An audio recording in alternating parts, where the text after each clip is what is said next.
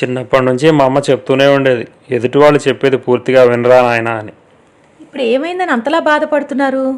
మన పెళ్లిలో మీ నాన్నగారు 4-5 సార్లు అన్నారు, అమ్మాయి జాగ్రత్త, అమ్మాయి జాగ్రత్త అని.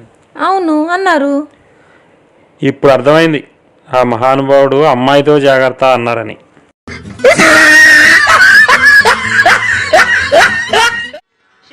ఏమండి, పెళ్లి కూతురు అస్సలు బాగాలేదు, వాళ్ళ ఫ్యామిలీ కూడా ఎలాగో ఉంది. అయినా మీ ఫ్రెండ్ సరిగా చూసుకోలేదా? మీరన్నా ఈ పెళ్ళి ఆపండి. మనమేం ఆపక్కర్లేదు, ఈ శాస్త్రి జరగాల్సిందే వెదవకి. ఎందుకండి పాపం అలా అంటారు? లేకపోతే వాడు నా పెళ్ళికి వచ్చి ఇలానే కూర్చున్నాడు, వాడేమన్నా ఆపాడా?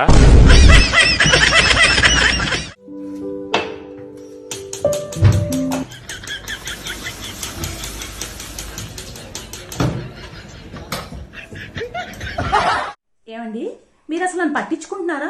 పెళ్లి కాక ముందుకైతే సినిమాకి వెళ్దాం, పార్కులకి వెళ్దాం అని తెగ ఫోన్లు చేసేవాళ్ళు. ఇప్పుడు సినిమా లేదు, ఏది లేదు. ఎగ్జామ్స్ అయిపోయినాక చదువుకుంటారే.